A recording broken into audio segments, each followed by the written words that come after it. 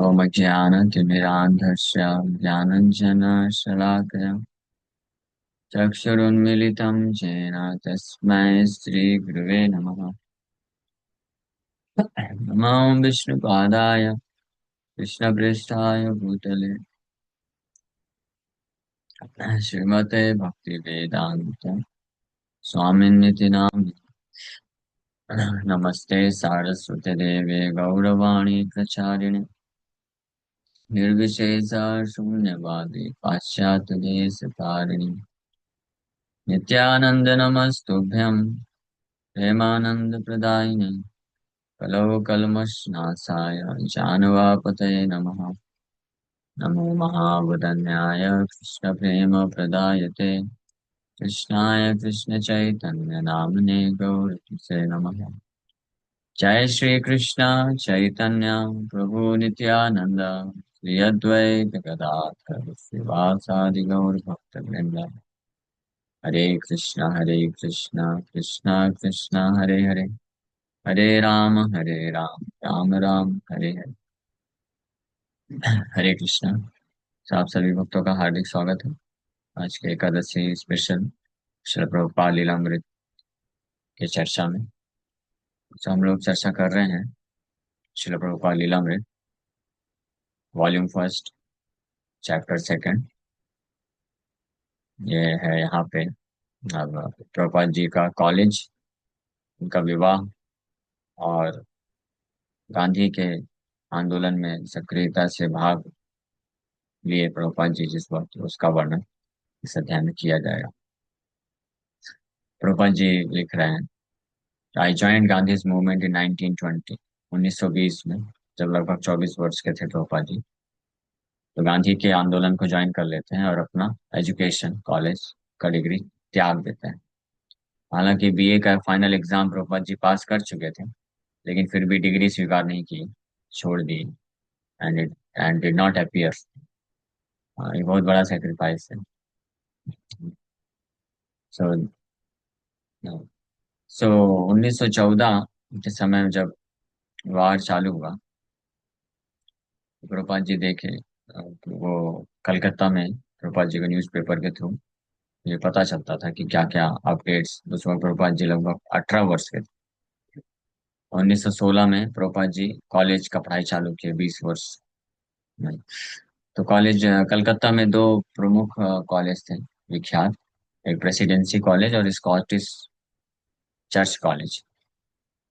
तो जो Scottish church college था वो प्रभुपाद जी के घर के नजदीक था, और उसमें ज्यादातर बंगाली जो विख्यात बंगाली थे वो जाते थे पढ़ने के लिए। स्पेशली कई वैष्णव फैमिली अपने बच्चों को स्कॉटिश चर्च कॉलेज में भेजते थे। तो प्रभुपाद जी के पिता अभय के पिताजी और मोहन, वो उनका एडमिशन वहाँ पे करा देते हैं। इस कॉलेज में ज्यादातर प्रोफेसर स्कॉटलैंड के चर्च से थे, और वो सब प्रोफेसर्स बहुत ही सोबर, मतलब समझदार प्रतीत होते थे और मोरल थे, और अच्छा एजुकेशन देने में उनका, अच्छा एजुकेशन अच्छा शिक्षा बच्चों को देने का उनका भाव था। So it was a proper and respectable institution, and since it was in North Calcutta, not far from Harrison Road, Gaur Mohan could keep Abhay at home. तो तो गौर मोहन डे अभय के पिताजी हालांकि चाहते थे, उनका हमेशा यही इच्छा था तीव्र, कि अभय बड़े होकर के एक शुद्ध वैष्णव बने, श्रीमती राधा रानी के भवन कृष्ण की। लेकिन गौर मोहन डे का ऐसा भी विचार नहीं था कि अभय को ब्रह्मचारी आश्रम में डाला जाए, ब्रह्मचारी या सन्यासी बने। उसका कारण ये नहीं था कि उनको अभय के प्रति बड़ी आसक्ति थी भौतिक रूप से। आसक्ति तो थी, लेकिन आध्यात्मिक रूप से आसक्ति थी। तो आसक्ति का कारण नहीं था। मेन कारण था कि उस वक्त उनको कोई ऐसा योग्य गुरु नहीं मिला जिसके आश्रम में ब्रह्मचारी बना करके अभय को छोड़ा जा सके। इसलिए उन्होंने ये विचार किया कि अभय को एक आदर्श गृहस्थ बनने का ट्रेनिंग दिया जाए। और उसके लिए वो चाहते थे कि जो भी भौतिक योग्यता है कि कॉलेज में पढ़ाई करके वो भी अर्जन करे अभय। और आध्यात्मिक रूप से तो खुद ही उनके गुरु थे, उनके पिताजी। बचपन से ही उनको भगवान का पूजा करना, शिक्षा देना, और यहाँ तक कि कीर्तन करना, मृदंग बजाने, सब ट्रेनिंग दिए। और यही उनके दिमाग में डाले कि जीवन का वास्तविक उद्देश्य कृष्ण भक्ति है। लेकिन भौतिक संसार में जब तक रहते हैं तो भौतिक चीजें, भौतिक जो शिक्षा है वो उतना ही लेना चाहिए जितना जरूरत है। तो इस हिसाब से उन्होंने किया।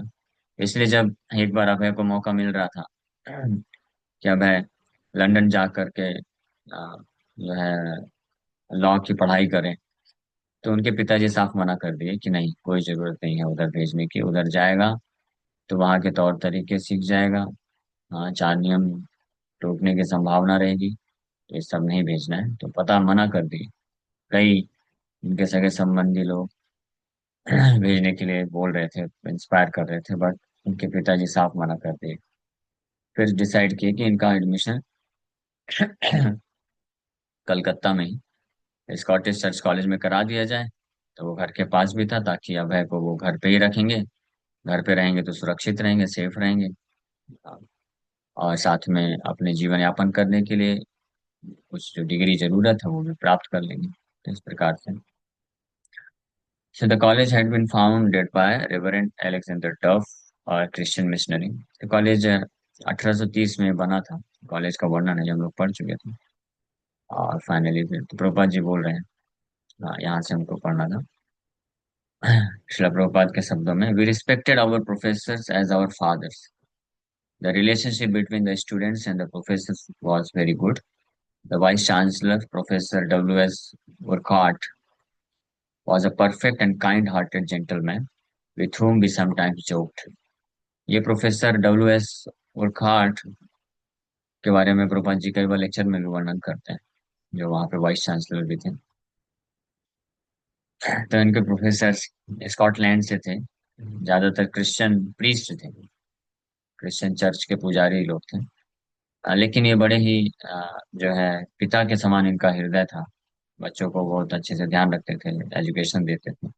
इसलिए सभी बच्चे भी, स्टूडेंट्स वहाँ पे उनको बहुत रिस्पेक्ट करते थे, जो कि आज के समय में बहुत रेयर हो गया है। स्टूडेंट्स एंड टीचर्स या प्रोफेसर्स के बीच में ऐसे पेरेंट्स के जैसा रिलेशनशिप हो, स्कूल में भी ये रेयर होता जा रहा है। कॉलेज की तो दूर की बात है, कम से कम हमारे समय में हमने देखा। स्कूल के टाइम पे भी तो कुछ एटलीस्ट, सभी नहीं तो कुछ टीचर्स के साथ ऐसा संबंध था, पिता के जैसा संबंध रहता था। लेकिन कॉलेज जब पहुंचे तो सब फॉर्मल हो गया हर चीज। केवल प्रोफेसर या टीचर का कार्य होता था आके पढ़ाना, चले जाना। स्टूडेंट्स को पढ़ना है नहीं पढ़ना है उसके ऊपर है, कोई इतना ज्यादा फिक्र नहीं। ये प्रभा जी बता रहे हैं कि उस समय, आज से लगभग 100 साल पहले की बात है, तो ये था, इतना अच्छा कल्चर था। यहाँ तक कि ये विदेशी प्रोफेसर हैं, क्रिश्चियन है, हिंदू भी नहीं है, लेकिन फिर भी ये स्टूडेंट्स को अपने बच्चों के जैसा ऐसा उनको व्यवहार करते थे। In my first year I studies English and Sanskrit, in my second year Sanskrit and philosophy, then philosophy and economics. प्रोपा जी BA की। तो पहले फर्स्ट ईयर अपने कॉलेज के इंग्लिश और संस्कृत सब्जेक्ट पढ़े। सेकेंड ईयर में संस्कृत एंड फिलोसफी, दर्शन शास्त्र और संस्कृत। और फिर फिलोसफी और इकोनॉमिक्स तीसरे साल पढ़ी। So another professor was J.C. Scrimgeour. He was professor of English literature. While teaching English literature, he would give parallel passages from Bankim Chandra Chatterjee.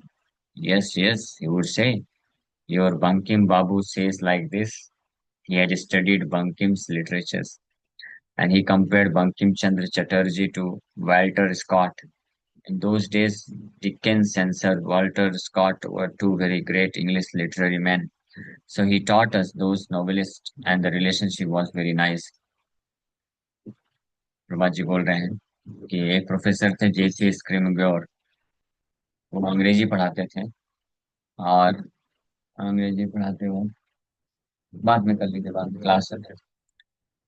सो अंग्रेजी पढ़ाते थे, और साथ ही साथ में बंगाल के एक फेमस प्रमुख, उस समय के प्रमुख बंकिम चंद्र चटर्जी के जो साहित्य से भी कोट करते थे साथ ही साथ। तो एक बहुत अच्छा रिलेशनशिप था उनके साथ, और वो अच्छे से अंग्रेजी का ज्ञान देते थे। So Abhay became a member of the English Society and would recite Keats, Shelley, and other poets to his classmates. As a member of the Sanskrit Society, he recited the Gita, and some of his fellow students especially noted how eloquently he recited the 11th chapter, describing the universal form of Krishna. He also played soccer and took part in theatrics. So college के दिनों में अभय प्रभुपाद जी अपने मित्रों के बीच में leader थे। तो English society और संस्कृत सोसाइटी के वो मेंबर थे। इंग्लिश सोसाइटी के मेंबर होने के नाते वो कीट्स एंड सेली और अन्य जो पोएट्स होते थे उनकी कविताओं को अपने मित्रों को सुनाते थे। और संस्कृत सोसाइटी के मेंबर होने होने पे वो गीता के श्लोकों का बड़े ही अद्भुत तरीके से रिसाइटेशन करते थे, स्पेशली 11वां अध्याय। उनके जो मित्र लोग थे, फेलो स्टूडेंट्स, विशेष रूप से अ, उनसे प्रभावित थे कि प्रभुपाद जी कैसे 11वें गीता के 11वें अध्याय का रिसाइटेशन करते थे। और सॉकर सॉकर बोलते हैं, सोकर क्या बोलते हैं, जो भी हो, वो गेम खेलते थे। और साथ ही साथ में ड्रामा भी करते थे प्रभुपाद जी, थिएट्रिक्स में पार्टिसिपेट करते थे। Amrit Lal Bose, a famous organizer and director of theatre in Bengal, rehearsed Abhay and a group of his classmates in a drama from the life of Lord Chaitanya. Since Chaitanya Leela was available in the public theatre for half a rupee, Mr. Bose argued what was the need for an amateur production, and his answer was they should appreciate your performance of Lord Chaitanya so much that after seeing it, they will agree never to sin. Samrut Lal Bose एक व्यक्ति हुए, बड़े विख्यात organiser थे और बंगाल में theatre के director थे। तो वो अभय और उनके मित्रों के ग्रुप को चैतन्य महाप्रभु के जीवन चरित्र के ऊपर एक ड्रामा कराना चाहते थे। तो बंगाल में स्पेशली चैतन्य लीला बहुत फेमस थी। जैसे हमारे एमपी यूपी साइड रामलीला बड़ी फेमस है। अक्सर अब तो नहीं करता कोई, अब तो पता नहीं, सब भूल भाल गए। पहले के समय में जब ये सब एंड्रॉयड टेक्नोलॉजी नहीं था तो रामलीला हुआ करता था जगह जगह पे। तो वैसे बंगाल में चैतन्य लीला, तो बोले चैतन्य लीला तो बहुत लोग जानते ही हैं, सब सुनते रहते हैं, लेकिन वो अभय और उनके मित्रों को प्रेरित किए कि आपको इस प्रकार से इतने अद्भुत तरीके से चैतन्य महाप्रभु की लीला को ड्रामा के माध्यम से प्रस्तुत करना है कि जो भी इसको एक बार देख ले तो वो सहमत हो जाए कि अब कभी पाप नहीं करेगा। ये है पर्पस। ये जो रामलीला, कृष्ण लीला, चैतन्य लीला किया जाता है, इसका उद्देश्य क्या है कि लोग उससे प्रभावित होकर के, क्योंकि कई बार होते हैं लोग जो केवल पढ़ के या प्रवचन सुन करके इंस्पायर नहीं होते हैं। गीता भागवत शास्त्रों को पढ़ के और प्रवचन सुन करके वो लोग इंस्पायर हो जाते हैं जिनका बुद्धि थोड़ा ऊंचे स्तर का होता है। तो वो तो समझ जाते हैं और डिसाइड कर लेते हैं कि हाँ, जीवन का लक्ष्य कृष्ण भक्ति करना है, पाप नहीं करना चाहिए, भगवान को समर्पण करना चाहिए। लेकिन इन जनरल जो पब्लिक होते हैं, उतना बुद्धि नहीं होने के कारण उनको कुछ ऐसा क्या बोलते हैं, डायनामिक तरीके से, करिज्मेटिक तरीके से, स्टोरी फॉर्म में प्रेरणा देने की जरूरत होती है कि वो प्रेरित हो जाए, पाप को छोड़ दें और भगवान को समर्पण करें। इसी उद्देश्य से महाभारत लिखा भी गया है। अदरवाइज पहले पहले के युगों में महाभारत और ये सब की आवश्यकता नहीं थी, पुराण वगैरह की। पहले के युगों में वैदिक शास्त्र, वेद, उपनिषद, वेदांत, ये पढ़ के ही लोग इतने बुद्धिमान थे, समझ जाते थे कि जीवन का लक्ष्य कृष्ण को समर्पण करना है। और वो जो है भगवान को प्राप्त करने के लिए, भगवत साक्षात्कार प्राप्त करने के लिए साधन स्वीकार कर लेते थे बड़े गंभीरता से। लेकिन कलयुग में ये पॉसिबल नहीं है वेद व्यास जी जाने की। ज्यादातर लोग इस संसार में, कलयुग की दुर्दशा ऐसी है कि लोगों की उतना बुद्धि विकसित नहीं होता है। तो इसलिए इतने बड़े बड़े फेस्टिवल्स रूपाल जी क्यों इंट्रोड्यूस किए। या जन्माष्टमी है, रथ यात्रा है, अभी झूलन यात्रा आज से चालू हो रहा है। कितना बहुत सुंदर भव्य डेकोरेशन है। आप में से कोई भक्त देखना चाहते हो तो ऑनलाइन देखिएगा, इस्कॉन जुहू का, शाम रात को 7:30 बजे के बाद। इतना जबरदस्त डेकोरेशन है, फेस्टिवल है। एज गुड एज जन्माष्टमी जैसा फेस्टिवल बिल्कुल किया जा रहा है। झूलन यात्रा बहुत सुंदर, राधा रस बिहारी को सजा करके ऑर्गेनाइज किया जाता है, बहुत सुंदर। यहाँ पे भक्त लोग कीर्तन करते हैं। इतना अद्भुत लगता है कि अगर आप वहां पे बैठ के आधे घंटे भी बैठ के जस्ट दर्शन करें, सुने कीर्तन, आपको ऐसा महसूस होगा कि आप डायरेक्ट वृंदावन धाम में ही हैं। साक्षात वृंदावन धाम में राधा गोविंद देव जी का झूलन यात्रा है, ऐसा महसूस कर सकते हैं। तो ये फेस्टिवल, इसका आवश्यकता होता है, ताकि लोगों को कई बार केवल कथा सुन करके या प्रवचन फिलॉसफी सुन करके इंस्पिरेशन नहीं मिलता है। लेकिन जब ऐसे फेस्टिवल्स में अद्भुत कीर्तन होता है, बहुत सारे वाद्य यंत्र, मृदंग, करताल, हारमोनियम के साथ, और बहुत अच्छा डेकोरेशन, फ्लावर डेकोरेशन होता है, भगवान का इस प्रकार से गुणगान होता है, तो वो इंस्पायर्ड हो जाते हैं कि हाँ, भगवान ही हमारे हैं। वो जो भाव, जैसा गीता में भगवान बोले, बुधा भाव समन्विता, कि भाव के साथ भगवान का भजन करना चाहिए, उसके लिए बुधा मतलब बुद्धिमान होना पड़ेगा। अब उनका क्या फिर, जो बहुत बुद्धिमान नहीं, कलयुग में हम सब उसी कैटेगरी में हैं। हम में से ज्यादातर लोग, आप में से कोई होंगे बहुत इंटेलिजेंट, जैसे मैं खुद भी हूँ, या ज्यादातर भक्त हैं, हम सब ज्यादातर प्रेरणा प्राप्त करते हैं बहुत सुंदर फेस्टिवल, कीर्तन, और अद्भुत तरीके से कोई ऐसे महान भक्त होते हैं उनके बारे में, उनका समर्पण को सुन करके। जैसे प्रभुपाद जी लीलामृत क्यों पढ़ रहे हैं, आगे प्रभुपाद जी का हम देखेंगे जीवन चरित्र, कि कैसे हर को कठिन परिस्थिति में भी प्रभुपाद जी कृष्ण को समर्पण किए। तो हमको प्रेरणा मिलती है कि हाँ, हमको भी करना चाहिए, हमारा जीवन तो इतना कठिनाई से नहीं है युक्त। प्रचार का कार्य जिस कठिन परिस्थिति में प्रभुपाद जी प्रचार किए, सिंगल हैंडेडली, अकेले, वो भी वृद्धावस्था में अमेरिका में जा करके, वो प्रसंग कोई सुनेगा, वो आएगा आगे चल के। जो पहला, स्पेशली पहले के 2-3 साल जो थे संघर्ष अमेरिका में प्रभुपाद जी को, वो कोई सुनेगा तो समझ जाएगा कि मेरे मेरे प्रचार कार्य में तो कोई तकलीफ नहीं, यहाँ पे तो सब फैसिलिटी। हाँ, कई लोग तैयार हैं हेल्प करने के लिए, ठीक है, कुछ बाधाएं भी आती हैं, लेकिन इतनी बाधाएं नहीं है जितनी प्रभुपाद जी को हुई। तो हमको तो फिर और, हमको भी और गंभीरता से आगे बढ़ना चाहिए। तो ये हमको प्रेरणा देता है। प्रहलाद महाराज की कथा, ध्रुव महाराज की कथा, ये सब कथा क्यों जरूरी है, ताकि प्रेरणा प्राप्त कर सकें। और फिर प्रभुपाद जी, इसलिए भगवान कृष्ण का ये अरेंजमेंट था। फिर प्रभुपाद जी नित्य पार्षद हैं, लेकिन उनके जीवन में इस प्रकार से उनका जीवन में परिस्थिति डाल के भगवान एक एग्जाम्पल सेट करा है, ताकि आने वाले सारे जितने भी भक्त हैं, वो जो है हजारों वर्षों तक प्रेरणा प्राप्त कर सकें, और अपने आप को समर्पित करते रहें उनके। तो ये ड्रामा के माध्यम से ये करना चाहिए।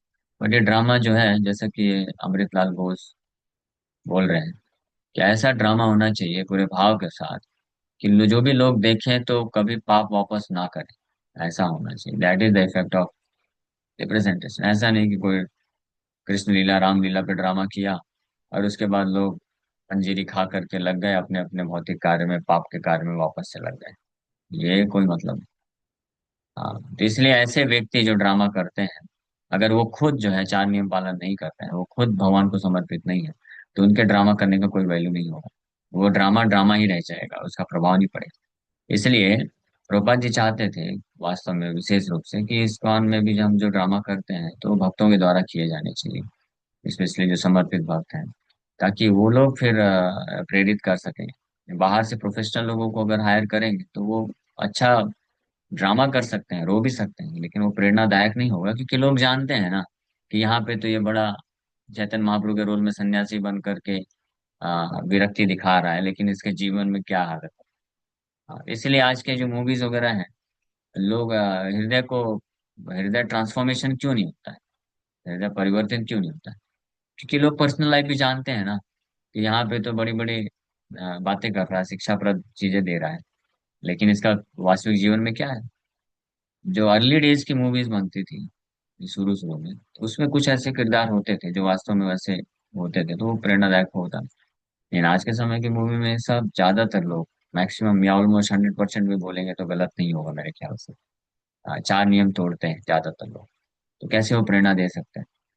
और आजकल की मूवीज में तो यही सब दिखाया भी जाता है, चार नियम तोड़ने वाली चीजें ही दिखाई जाती हैं, इसी को प्रेरित किया जाता है। इसलिए आजकल की मूवी मूवी नहीं रह गई। इसलिए स्पेशली भक्तों को नहीं देखना चाहिए कोई भी मूवी, बॉलीवुड, हॉलीवुड, टॉलीवुड, जो भी है, नहीं देखना चाहिए। कोई टीवी सीरियल नहीं देखना चाहिए।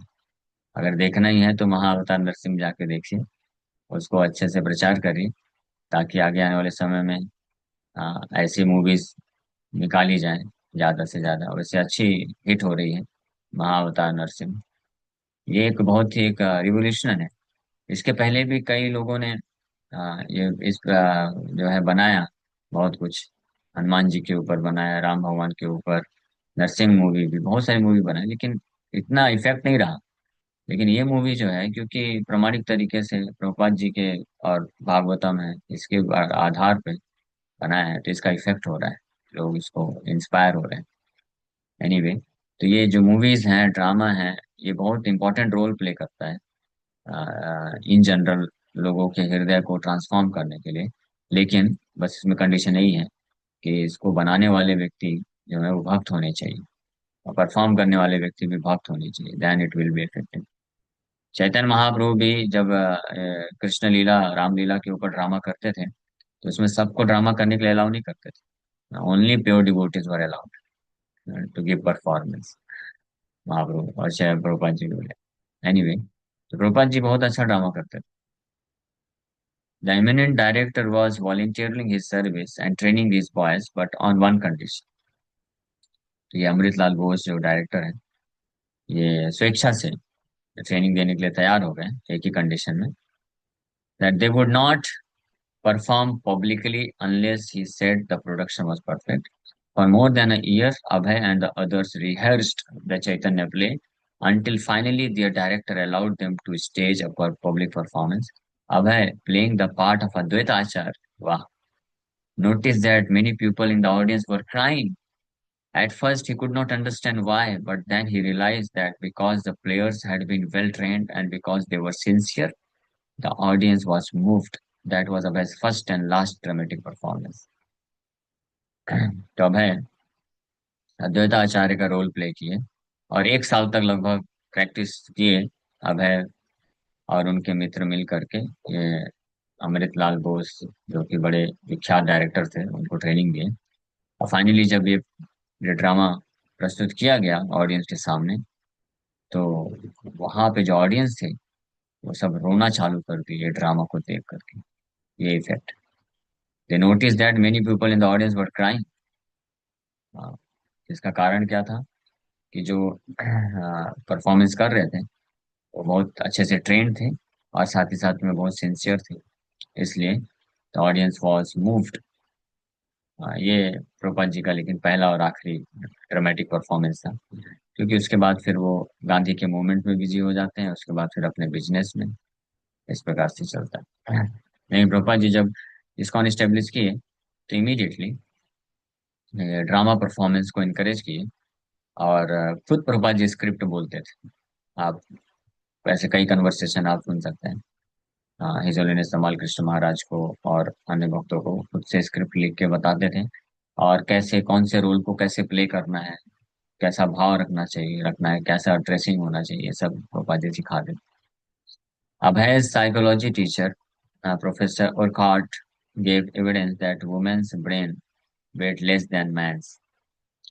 His economic professor lectured on Marshall's theory that family affection is the impetus for economic development. In Sanskrit, Abhay used a text by Roy and Webb that described Sanskrit as the mother of all languages.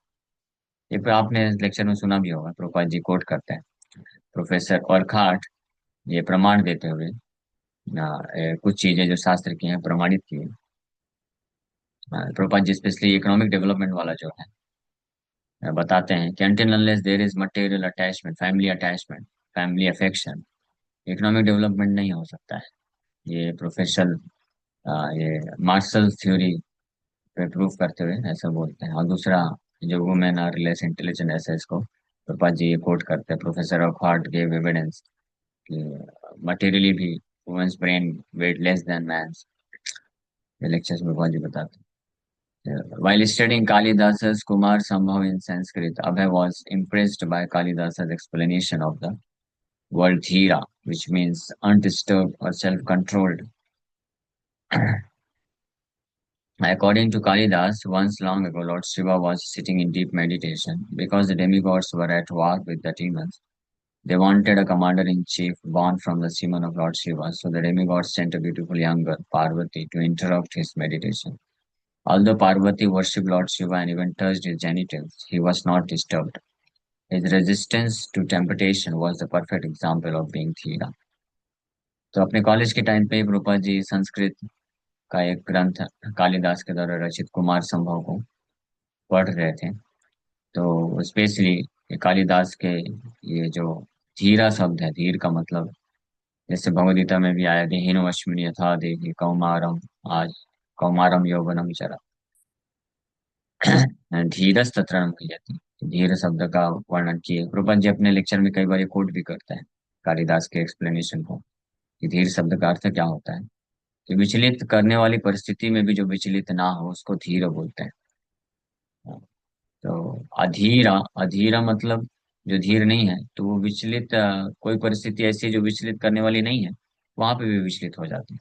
लेकिन धीरा मतलब जो विचलित करने वाली परिस्थिति में भी विचलित ना हो। तो शिव जी का उदाहरण दे करके ये बताते हैं कालिदास कि शिव जी को जो है अट्रैक्ट करने का प्रयास किया गया उनसे पुत्र प्राप्त करने के लिए, लेकिन शिव जी फिर भी विचलित नहीं हुए, इसलिए उनको धीर कह के बोला गया शास्त्र में।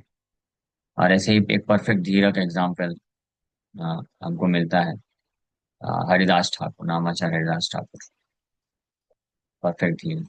तो जो भगवान कृष्ण कॉन्शियसनेस में जो स्थित हो जाते हैं वो पूर्ण रूप से धीर बन सकते हैं, विचलित करने वाली परिस्थिति में भी विचलित ना हो। स्पेशली प्रभुपाद जी ये अपने जो गृहस्थ भक्त थे, तो उनको ये चीज बताए कि although it is very difficult, almost impossible, कि जो गृहस्थ है, हस्बैंड वाइफ है, पूरी तरीके से जो है सेक्स डिजायर से मुक्त होना।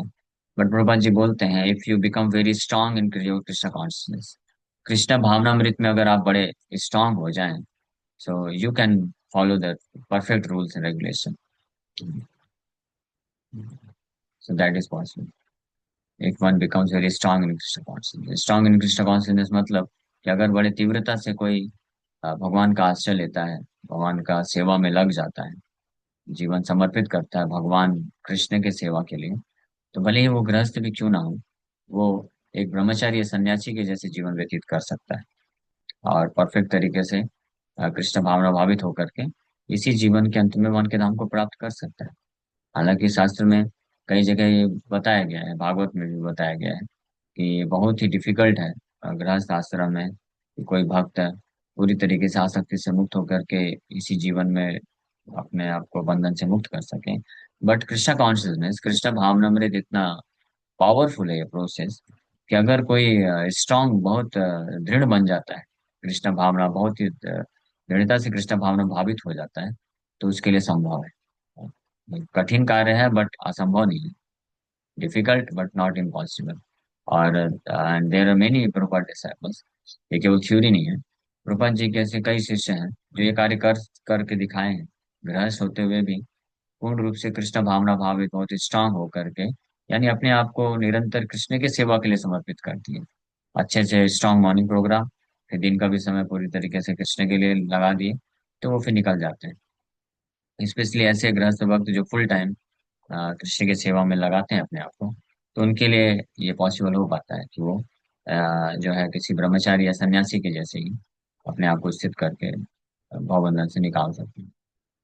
So as at other British run schools in India, all the European teachers at Scottish churches had to learn the local language. So once Professor Urquhart walked past Abhay and a group of students as they were eating some peanuts and talking together. So one of the students speaking Bengali made a joke at Professor Urquhart's expense. To their surprise, Professor Urquhart immediately turned to the jokester and answered in Bengali, and Abhay and the others left ashamed. सो ये एक घटना बता रहे हैं कि अभय अपने student के साथ ग्रुप में जा रहे थे, तो प्रोफेसर उर्खाट जो कि विदेशी हैं, तो उनके ऊपर बंगाली में कुछ जोक कर दिए। तो सोचे इनको समझ में आएगा नहीं। उनके उनके सामने सामने कुछ कुछ स्टूडेंट्स मित्र प्रभुपाद जी के तो जोक किए। तो प्रोफेसर उर्खाट तुरंत वो जो स्टूडेंट ने जोक किया था, तो उसको बंगाली में उत्तर दे दिया। तो सबके सब बड़े आश्चर्यचकित हो गए, अरे बाप रे, मतलब ये समझ जाते हैं। तो लज्जित होकर के सब भागे उधर। हमें हमारे टेम्पल में कुछ विदेशी भक्त हैं। कई बार कुछ लोग सोचते हैं कि इनको हिंदी नहीं आती है, तो हिंदी में कुछ कुछ बोल देते हैं उनके सामने। फिर वो प्रभु जी हिंदी में रिप्लाई कर देते हैं, तो बेचारे परेशान हो जाते हैं, अरे बाप रे, ये तो समझते हैं। हृदय बीमा प्रभु हैं, प्रभुपाद जी के शिष्य। तो वो हिंदी अच्छे से समझते हैं, और हिंदी में आपसे बात भी कर लेंगे। उतना परफेक्ट हिंदी नहीं बोल पाते, लेकिन समझ लेते हैं पूरी तरीके से। लेकिन हिंदी में मैसेज कन्वे कर सकते हैं। तो इतने साल से यहाँ पे सेवा कर रहे हैं। So, Bible study was compulsory. The Bible Society had issued each student a beautiful bound Bible, and each morning everyone gathered for scripture reading, prayers, and hymns. So, जितने भी चर्च कॉलेज हैं, यहाँ बाइबल स्टडी को compulsory किया गया था। Bible का अध्ययन पढ़ते थे। अनफॉर्चुनेटली, हमारा दुर्भाग्य है, हमारे ही देश में, हमारे ही जो हिंदू स्कूल्स और कॉलेजेस होते हैं, वहाँ पे गीता, रामायण की शिक्षा को कंपलसरी नहीं किया जाता है। दुर्भाग्य, हम यहाँ पे शिक्षा ये बताना चाहिए। स्कूल कॉलेजेस में जब हम जाएं, तो वहाँ के प्रिंसिपल, ऑर्गेनाइजर, चेयरमैन को बोलना चाहिए कि देखिए, क्रिश्चियन मिशनरी स्कूल कॉलेजेस जब खोलते हैं अपने देश के बाहर भी खोलते हैं, तो वो लोग बाइबल स्टडी कंपलसरी कराते हैं, प्रेयर्स कंपलसरी कराते हैं। तो क्या हम अपने ही देश में, अपने हिंदू स्कूलों में गीता और रामायण की शिक्षा कंपलसरी नहीं करा सकते? क्या ये डिफिकल्टी है? यहाँ तक कि ऐसे ऐसे कई बार स्कूल या कॉलेज के प्रोफेसर या चेयरमैन, प्रिंसिपल मिल जाते हैं, जो कि खुद बहुत फेवरेबल हैं, खुद गीता भागवत पढ़ते हैं। लेकिन उनको बोलो कि आपके स्कूल कॉलेज में एक ऐसा कोर्स, कंपलसरी कोर्स क्यों नहीं रखते हैं आप, भले हफ्ते में एक दिन रखो आप, क्यों नहीं रखते? तो उनको डर लगता है। ज्यादातर 95% पॉपुलेशन भी हिंदू है, 2-4% ही है, कुछ मुस्लिम है, कुछ क्रिश्चियन है। तो बोलते हैं नहीं नहीं, वो मुस्लिम और क्रिश्चियन वाले कंप्लेन कर देंगे, फिर उनके पेरेंट्स हमको ऑब्जेक्शन करेंगे। तो आप उनके लिए मत रखो कंपलसरी, उनको बोलो कि आप अपना बाइबल पढ़ो, कुरान पढ़ो साथ में। लेकिन जो हिंदू स्टूडेंट्स हैं उनके लिए आप कंपलसरी गीता क्लास क्यों नहीं रखते? तो डरते हैं। तो ये कितना बड़ा दुर्भाग्य है। और यहाँ पे ये क्रिश्चियन स्कूल मिशनरी, ये लोग बाइबल का कंपलसरी कोर्स रख रहे हैं, किसके लिए? ये सब बंगाली स्टूडेंट्स हैं, ज्यादातर हिंदू स्टूडेंट्स, उनके लिए भी। तो इसलिए प्रभुपाद जी चाहते थे कि हमारा जो डिसिप्लिन है ब्रिटिशर्स के जैसा होना चाहिए। कृष्ण इस्कॉन में डिसिप्लिन ब्रिटिशर्स आर्मी के जैसा होना चाहिए, और हार्ट, हृदय जो है बंगाली मदर की तरह होना चाहिए, सॉफ्ट। सो ओके, अभी समय हो गया है, अभी विराम करेंगे। नेक्स्ट एकादशी हम लोग आगे कंटिन्यू करेंगे। Okay. हरे कृष्ण कृष्ण कृष्ण हरे हरे, हरे राम राम राम। किसी बात का कोई प्रश्न है क्या? पूछ सकते हैं। हरे कृष्ण।